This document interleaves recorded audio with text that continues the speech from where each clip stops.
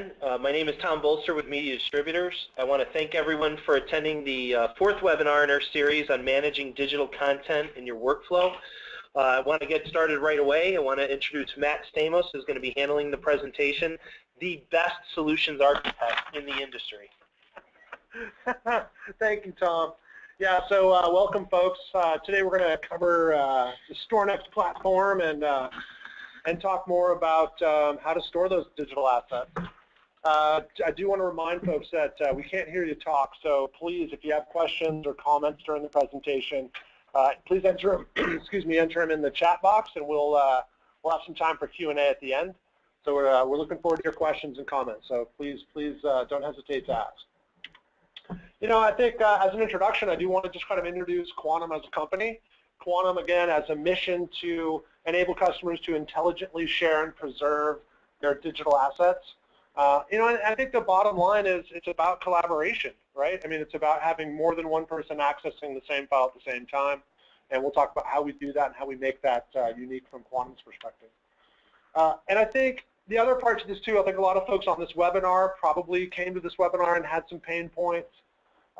These are some pain points that we came up with really quickly before the call to just kind of, you know, open up the conversation. If you identify with any of the statements or the questions on the screen now it's an opportunity to engage your media distributor sales rep and have a conversation about how these solutions can help resolve, you know, business challenges that you guys have with your digital assets. You know, first and foremost, Quantum as a company has really a wide breadth of products. These products cover from primary storage to cloud to virtual machine protection. We're going to today focus primarily just on primary storage, LTO, and cloud. But do understand that we have a broad spectrum of solutions, and these solutions actually have products behind them. So these products overlay these workflow buckets, if you will. So again, like today's focus again is going to be on that primary storage, LTO, and cloud. But do understand that there's a wider breadth of solutions available to you to hopefully meet your business needs and your challenges in your workflow. First off, too, I think, you know, Quantum's a big company. We've been around for 35 years, so it's a company that's been around for a long time. And I think my big takeaway from this slide is on the right-hand side, those industry patents. So Quantum has a team of engineers that develop our file system and develop intellectual property on both the tape side and the hardware side as well as software. And we're going to continue to innovate and develop our intellectual property. So to me, that's a really important component. And I think this slide also shows a really big worldwide footprint. So we are literally a worldwide global company. And a proven market leader. So this is obviously that somewhat cliche logo slide everyone uses, but I think the takeaways here are the breadth of companies. So these are government institutions, these are broadcasters, these are a real wide variety of customers with different business challenges. And I think the other takeaway from this slide is in the upper right-hand corner, you're going to see that we have awards and we've won awards. In fact, we've won several awards this year. So we continue to win awards for our products, and I think that's important. It's industry recognition that we're on the right track. But let's dive into applications, right? So everyone here has a workflow, and that workflow has multiple moving parts. We have a team dedicated internally within Quantum to develop partner integrations. So this is a brief list, a short list of partner integrations. If you have a partner integration or if you have an application integration that would make your workflow better, improve your business, let us know, let your media distributors reps know, and we can take that to the team at Quantum that helps develop these integrations and make sure that we're meeting the demands of your workflow. And again, this is by no means a comprehensive list. There's quite a few other application integrations that didn't necessarily fit on the list, but do keep that in mind that our storage doesn't work in a vacuum. It's designed to work in an environment that has many moving parts. That said, I want to kind of dive into the product, or the products, I should say. And the first one really is StorNext. And we're going to talk about what StorNext is and what makes it special. So StorNext is now in version 5, and somewhat new in version 5. It is now delivered on appliances. Previously in version 4, you could buy software only. That has now changed, and so the new iteration of StorNext 5 is available only on StorNext appliances.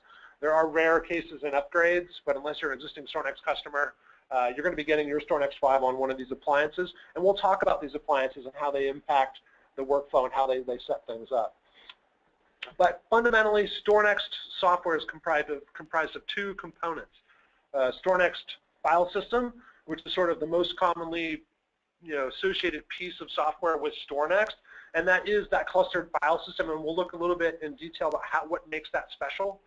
But the secondary part to StorNext that is maybe less commonly known is what we call StorNext Storage Manager.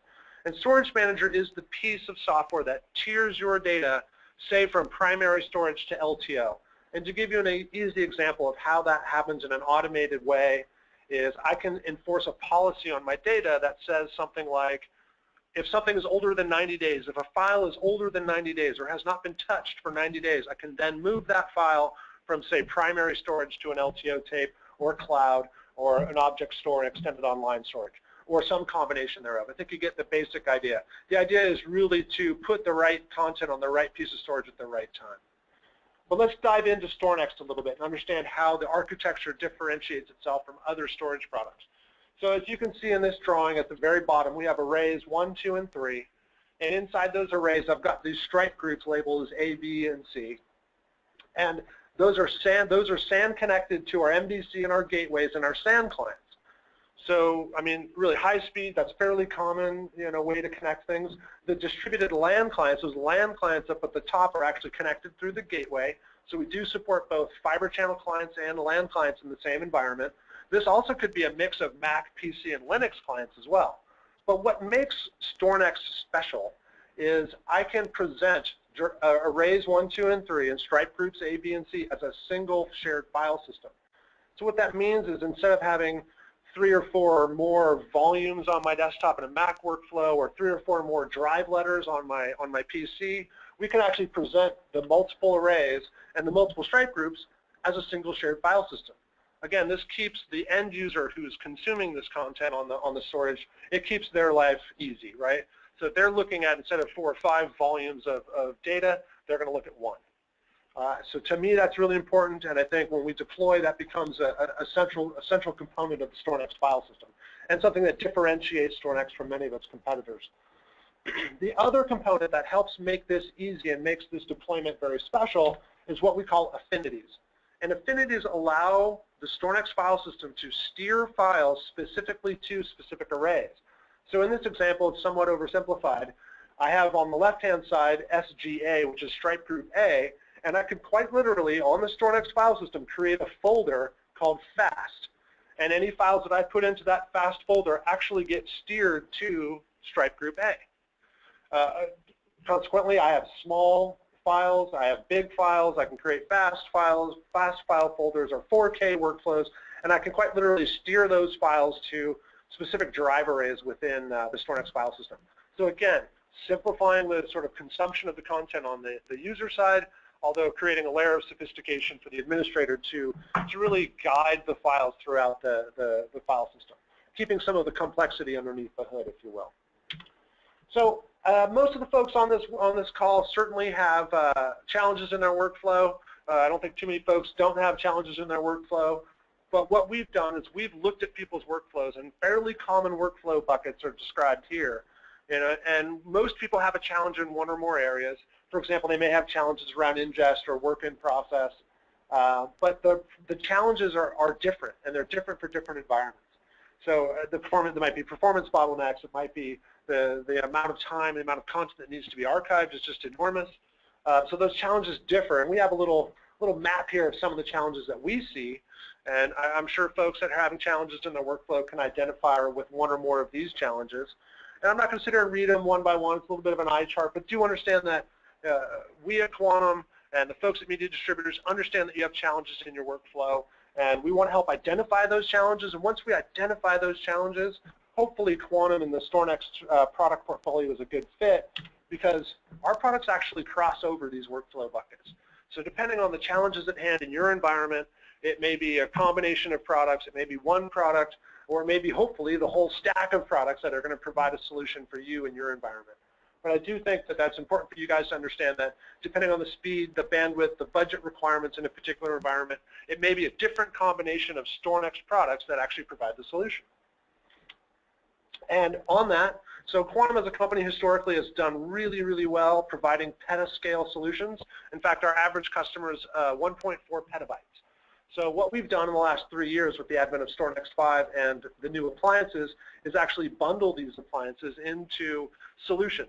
And so these solutions are really geared towards bringing that scale, that petascale, if you will, to customers in under 100 terabyte workflows. And these 5 solutions are sort of the first round of bundles that we have that are geared towards providing that sort of reliability, performance, and scale to folks that aren't necessarily yet in the petascale or not ever really going to be in petascale. So I think what's important to understand about these bundles, it's not just hardware and software. These bundles actually include a lot more than that. So these are really designed to be complete turnkey solutions. So they are a single product number, a single SKU, a single price that includes 3 years of hardware and software support. The Pro Foundation's a little bit different to keep the cost down. That one's got a 1 year. But 24/7, 365, 30-minute phone response. Not too many companies can provide that sort of worldwide support. I think that's one of the things that's really going to differentiate these solutions from some of our lower cost competitors out there. This also includes a service and spares kit, unlimited XSAN clients. So again, StorNext and XSAN are essentially the same thing in a different wrapper. So any of those Mac users out there with XSANs, this is an opportunity for you to update your XSAN to more modern hardware and software. These solutions come with 10 Windows, Linux, and SAN clients, and unlimited Linux and IP with the StorNext Pro Production bundle.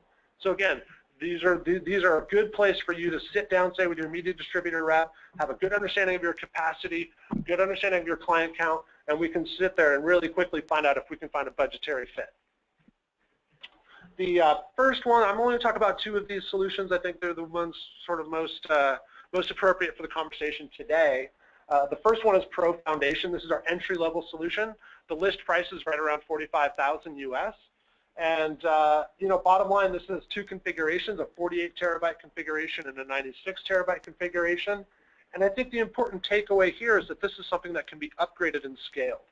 So we can upgrade this and scale. We can add an archive to it. So it's a great entry-level solution. It's a solution that folks can jump into Quantum and jump into a StorNext solution at a price point that really did not exist before this product.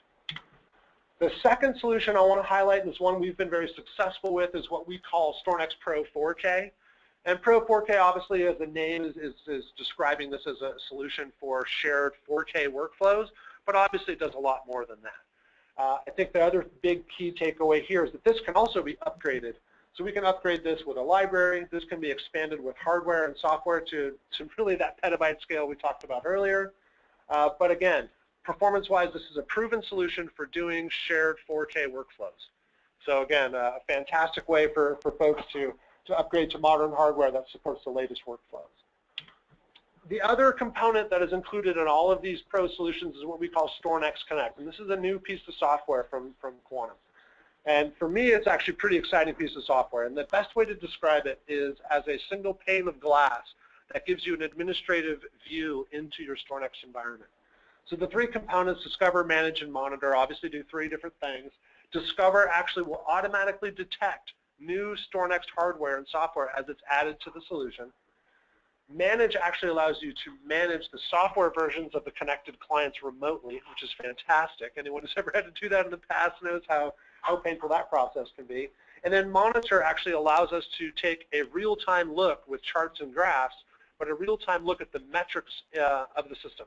So bandwidth, throughput, capacity are all sort of at a fingertip away. So that said, Discover, Manage, and Monitor is a screenshot of the first page. You literally just tap on these and you can drill down and see further into the individual modules of StorNext Connect. And finally, here's a screenshot. Might not come across too great over GoToWebinar, but I think you get the idea that you get a single pane of glass look at your StorNext environment, and of course you can tap on these individual segments and drill in and find out more about what's going on as far as discovering new hardware, managing the software versions of the connected clients, or monitoring the performance of the system. So next up on the sort of docket of conversation topics is Artico. So another new product. This is a new product in the StorNext portfolio. And I think what's really exciting about this is previously, in order to have Storage Manager, you had to have StorNext volume. You had to have StorNext primary storage. So we have a new story to tell. Artico is that story. And what it is it's basically StorNext in a box with Storage Manager baked in. So remember we talked about the two components of StorNext? Well, this has both of those components. So I think the important takeaway here is that we have a new entry-level component. This also starts just under 50,000 US. And I think here's the kind of cool way to help picture how this would fit into an environment. So if you look on the left-hand side of this slide where it says primary storage, we just threw some logos up there to generically denote that this could be Windows, Linux, HP, NetApp, Red Hat, EMC. It could be Studio Network Solutions or Facilis or EditShare, any number of primary storage devices. But what we can now do is insert an Artico into that environment and use a data mover where it says NAS in that drawing. I don't know if the mouse works here, but this little section here, you're going to have some sort of data mover. Could be a mouse and keyboard. But fundamentally, you're going to be able to move files onto Artico, and then Artico will handle the tiering for you. So Artico can enforce those policies and deliver files to a scalar tape library, which is our LTO tape libraries, a lattice object storage, which we're not going to talk a lot about today, but we do have an object store, or a cloud, or a combination thereof. And we'll talk more about how those combinations can be useful. A little bit of an eye chart, but for the folks on the call, the engineering folks, we now have an SMB, SMB2, 3, and NFS Plus NAS share. So that's how this is going to be sharing the data on the network. And again, there's two configurations, a 33 terabyte usable and a 73 terabyte usable. And we have really a mix of connection topologies. So it could either be a 1 gig connection to the switch or a 10 gig connection to the switch, depending on the needs of the customer and the environment. Next up on the docket, kind of a good tee up. One added note as I go to the next slide is, so this also comes with 87 licenses for LTO. So I have 87 slot license built into this product. So if I need to and I want to, I can add a tape library. So that said, let's talk a little bit about tape. What a better place to talk about tape than being at Media Distributors. The bottom line is LTO is the least expensive place to put your stuff. This slide's about a year old, so it's probably closer to a penny a gig if you're buying your tape in any sort of bulk manner. And not only that, it's a bondable and insurable place to put your stuff, right? So there's no other format out there that's bondable and insurable tape to ensure that the value, ensure your data's integrity. Quantum as a company is invested into tape heavily to the point where we have the largest market share worldwide of LTO. So that includes both our branded business and our OEM business, but do understand that this sort of, to me, illustrates a past commitment, and really there's a future commitment as well. So stay tuned. There's new products coming in September around this whole LTO workflow. But to me, that's really, really important to understand that we have the largest market share worldwide. We're to continue to innovate and develop in this space. So if you want to go with a proven leader and a company that's not giving up on anytime soon on LTO, Quantum is definitely one of those companies. And I think from a product offering, we have quite a range. So I think this chart really helps you understand that you could start with an i40 with 25 slots, and you could actually quite literally migrate up to one of our i6000s, which supports over 30,000 LTO slots. So, not too many folks are obviously in that 30,000 slot range, but I think you can have a high degree of confidence with any of these solutions that if your workflow should scale to that point, that we have a manufacturer that can handle that. And in all honesty, I've seen that, and it does happen once in a while that people need that much. In addition to the generic LTO, these obviously work with Storage Manager, but they also work without Storage Manager. So if you have more generic IT backup needs, it also works as standalone. And it includes potential options, and potential inclusions are the scalar key manager, so we can encrypt the files on the tape. Any of you folks out there in a government institution, that may be useful. Quantum Vision is our management layer. That works similar to StorNext Connect, where it's actually embedded in the device itself and also works over a web browser. And then LTFS, which we support LTFS in and out, so we can not only ingest LTFS tapes, we can actually output LTFS tapes. And EDLM is a policy-based data integrity check. So what that literally does is check tapes at an interval. So we can go and ensure that the data on the tape is good, right? And so it does that for you automatically. Next up is to talk a little bit about cloud. I don't know about the folks on this call, but I've been personally using the cloud with Amazon AWS for quite some time. I store a lot of my still images and video content, a lot of my music collection up there. And to be quite honest, it's pretty confusing. So one of the things that Quantum's done has delivered AWS into Storage Manager and really, really made it simple. So we've made it simple by embedding it into StorNext. So it's no longer do you have to sort of be an AWS expert to deploy this. You also don't have to pay Amazon. This is going to be billed directly through Quantum. It's flexible. So with the power of Storage Manager, you suddenly have the ability to be more agile in how you move your files. And I think we can help customers control their CapEx and OpEx budgets as far as they relate to cloud storage and LTO storage. And what we describe as a hybrid model, which I'll show, I have a good slide that shows a little bit about what a hybrid model might look like in an archiving workflow. And then reliability. I mean, we all know that these are very reliable worldwide deployments. And so I think it's an opportunity for you to exploit the value of the cloud without the complexity, right? So that said, let's talk a little bit about what that looks like. So in the Storage Manager software, this is just a screen grab. You can see I've got libraries on the left, then storage disks, lattice object store. These are different targets for Storage Manager to move or copy files to. And the cloud just shows up as another tab in Storage Manager.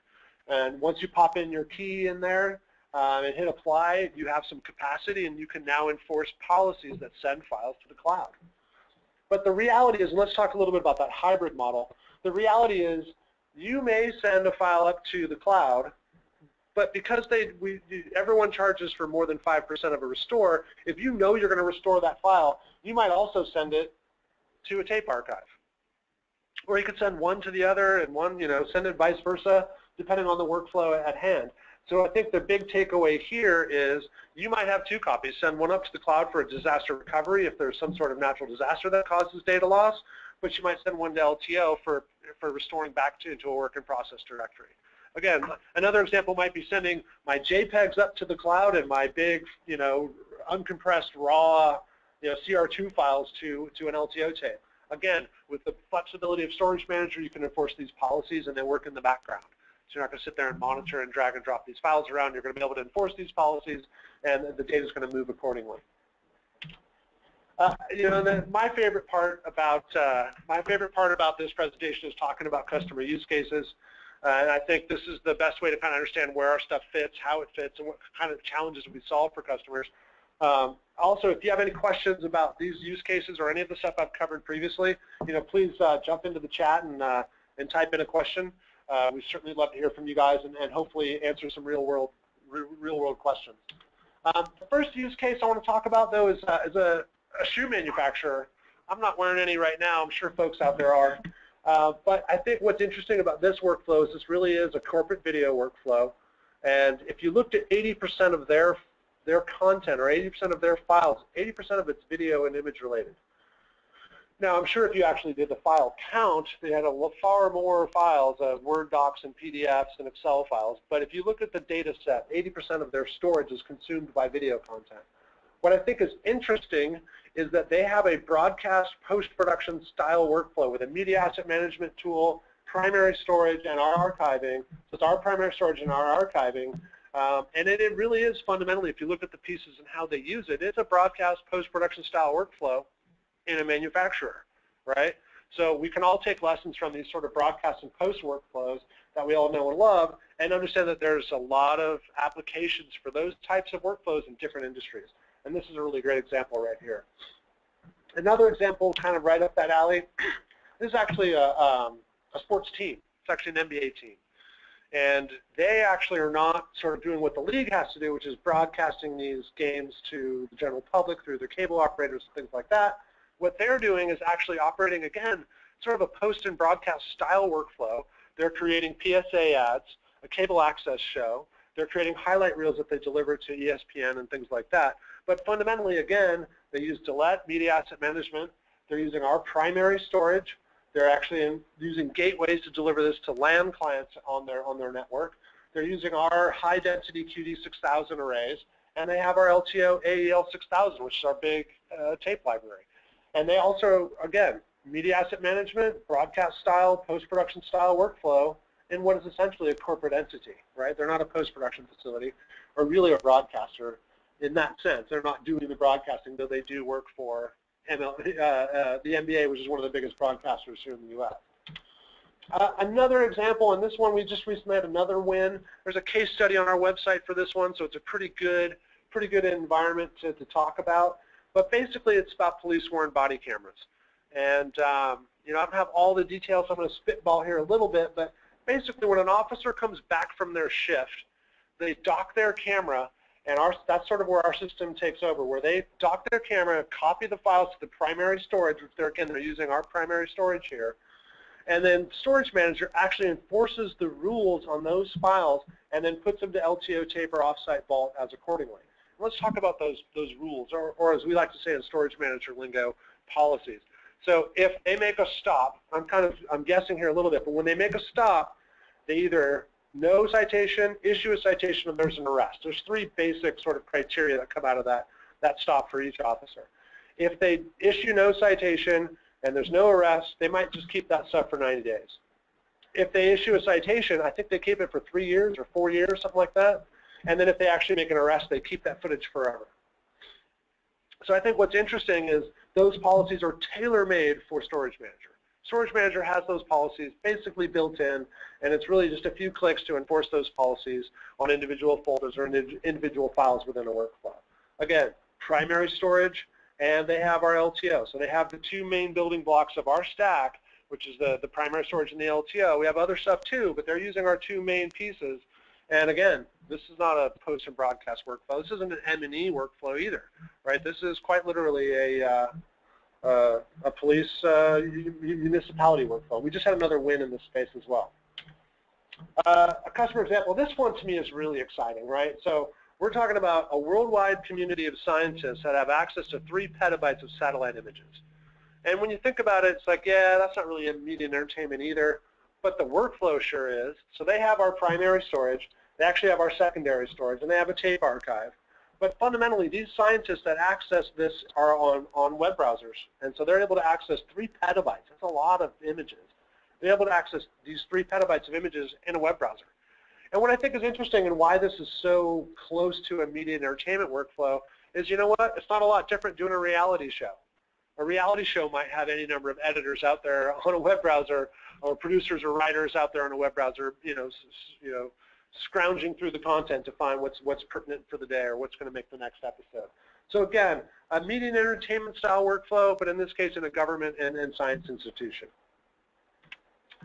So this is actually one of our biggest customers, and actually know these guys personally. And I think what's interesting to me is in talking with these guys is that one of the reasons they chose Quantum is that Quantum actually could prove that they could do multi-petabyte file systems.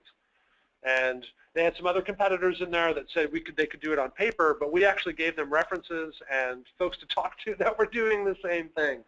So I think, you know, outside of some of the more technical you know, aspects of this deployment, I think the fact that we could quite literally prove it with existing client base and deliver them a reference was really the differentiator in how we won that business. And this is 10 plus petabytes. This is a big customer as far as, you know, total data footprint. And this one actually also to me is interesting. So I don't know about you guys, but when I went to school, it was just a textbook, right? And when you wrote your paper, you printed it out and you submitted a piece of paper to your professor. Well, in today's universities, that's not really how it works. In today's universities, students are delivered courseware oftentimes in a digital format. And when they do their coursework, they submit that coursework as digital files. So this workflow is utilizing our Lattice object-based storage. And what the university is able to deliver is an individual storage bucket for each student. So each student now has a bucket that can not only download their courseware from, and instructors can actually deliver the courseware to their buckets, but they can actually upload their coursework, right? So now, as an internal system, this university is able to manage their own digital storage, right? It's almost like a private Dropbox, is for lack of a better description. And I think this is, if anyone out there is at a university, working at a university, or works at a university, if they're not doing this today, they're probably likely thinking about it or could be doing it tomorrow or the next day after that. So I think you know, those are some of the basic building blocks and how they're used in different workflows. I was really trying to highlight how these get used outside of M&E and M&E style workflows, and those post and broadcast style workflows, but for different industries and different workflows, because so many people are using video and using rich content these days that our products are really designed to excel in those types of workflows. And hopefully we got you guys a little bit interested in potentially finding out more about these solutions. That said, if you guys have some questions, please type them into the chat. Also, for registering today, you are in the running to get a GoPro camera, which actually happens to be a big customer of ours as well. They use actually our full stack of gear to manage all the video footage that GoPro goes through, which is quite a bit. And then also, let's not forget, in addition to Q&A, we have Media Distributors has a section on their website that you guys can check out and get a closer look at these products. But the most important thing is hopefully you have an opportunity to chat with your Media Distributor sales rep and get more information about how these solutions can help you in your business.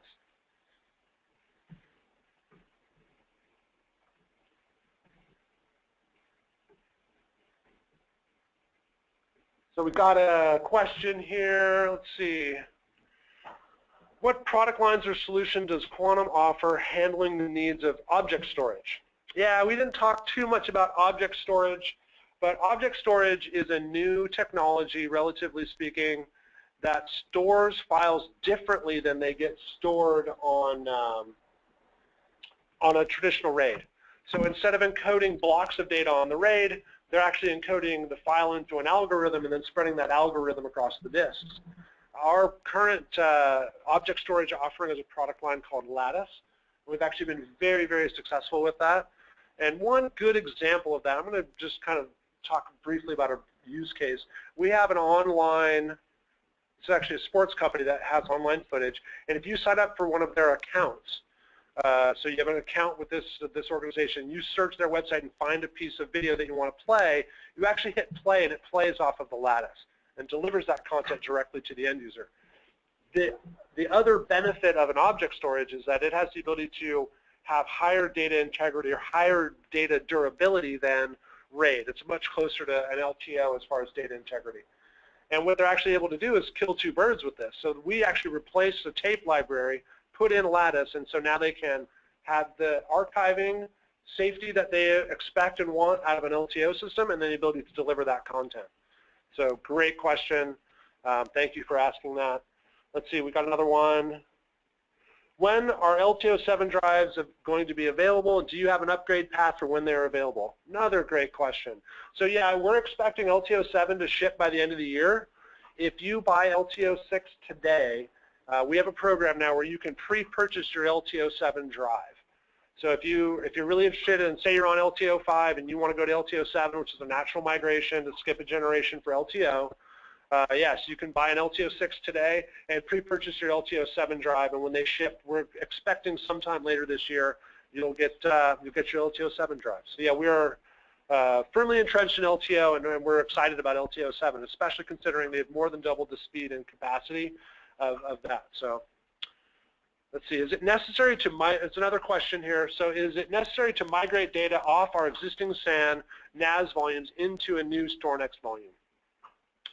Well, yes. In generally speaking, if you have a generic RAID or a generic NAS, generally speaking, you're going to have to migrate your data off of that storage device into StorNext. There is one really good exception to that, as that's an XSAN. So if you have an XSAN, you actually don't have to migrate the data. You can keep your disk and simply migrate the metadata off of the XSAN and migrate that metadata to a StorNext appliance and then turn it on. And you have a new XSAN with the same disk. So generally speaking, yes, we do have to migrate the data coming from most traditional NAS and SAN solutions out there, but the one exception is an XSAN where you do not have to migrate the data, unless obviously you replace the disk. If we get new disk, then we have to migrate the data. Hey, Matt, early on, just one thing that we always run into is that the cost of the Quantum has always been perceived as a Cadillac, a very high price. Can you just go back over? You have introduced products now that are into that intro level. Yeah, it's true. I mean, and I think that we have always excelled at that petascale workflow, right? And we've been able to meet the demands of customers in that petabyte scale. Like I said, with the introduction of StorNext 5, The introduction of these lower cost appliances like Artico and Foundation in particular, which are both under 50,000 bucks, we've done a much better job of delivering solutions at a lower cost point to customers. So bringing that performance and reliability that these big broadcasters and big video houses have enjoyed, but we've been able to bring that cost point way down. So I think we're still not going to be the cheapest storage piece on the block, but we're definitely one of the best. Without a doubt, we have the highest scale and client counts in the business, and we have the customer base to prove it. But yeah, we have multiple solutions under 50K and multiple solutions under 100K, which was really not the case even just 4 or 5 years ago. And those solutions, even though intra-level, as workflow changes and their data expands, they're expandable. Yeah, I mean, those solutions are built on the same components that we're comfortable with today. So you can literally start with one of these sub $50,000 solutions and grow into petabytes or even exabytes. So even in intro, where you say was in the 40K solution area, it can then be expanded as, I'm not in 4K today, but 4K maybe tomorrow. So if I bought that solution today, I could then go to the Pro 4K solution. You bet. So there's, and let's talk about this from a workflow standpoint. So I just had a customer do this recently where they were an existing Quantum customer, and they were happy and they had Quantum stuff, but the current solution that they had did not support 4K. When we came out with this 4K bundle, they just signed and inked a deal to do 4K work. They literally bought the 4K bundle, installed it into their environment, and remember the affinities I talked about at the top of the call? They literally made a 4K affinity on their deployment. So any files that got put into that 4K folder actually went to this new 4K device they just put into their environment. So there's lots of different upgrade paths. The upgrade paths could be incremental or they could be enormous, and it depends on the customer. Usually it's more of an evolution versus a revolution, and we tend to see people just adding additional disk or adding additional metadata controllers to increase a client count, or adding different gateways to support different types of client connections. But yes, all of these solutions are just as scalable as our current offerings. Another question in the chat, what type of bandwidth speeds are necessary for multiple locations for these types of solutions? So is that for object store? I'm not exactly clear. So, generally speaking, our lowest end is 700 megabytes a second. That's a single sled of disks, right? We like a lot of companies are sort of tied to the amount of spindles. But I think one of the interesting components about scale is that Quantum can scale a little bit differently than other storage companies. We can add base units or we can add additional expansion units. So depending on the customer's requirements, sometimes people need to scale bandwidth and capacity, which of course we can do, but sometimes people have enough capacity and what they really need to scale is the bandwidth, right? So one of the things that's clever about Quantum is that we can actually scale the bandwidth by adding additional base units. And you can effectively roughly double the bandwidth for each expansion you're adding, right? So I hope that answers the question. But yeah, we can scale for both bandwidth and for capacity, or both.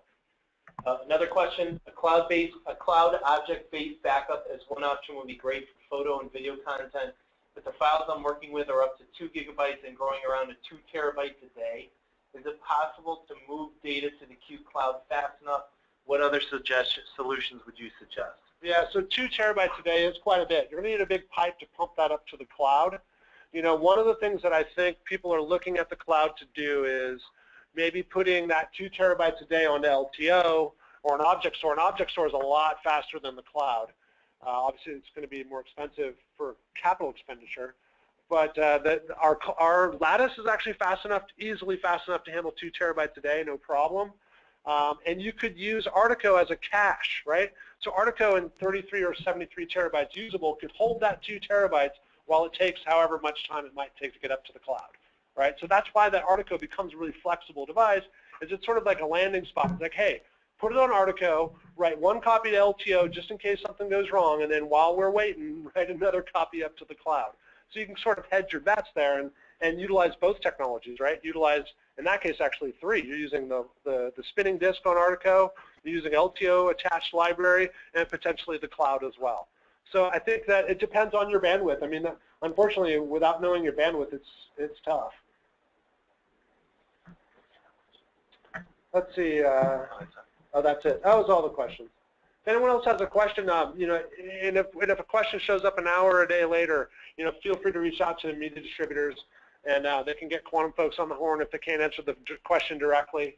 But we would love to show you guys more in depth these solutions and talk about your workflow. Thank you. Thank you.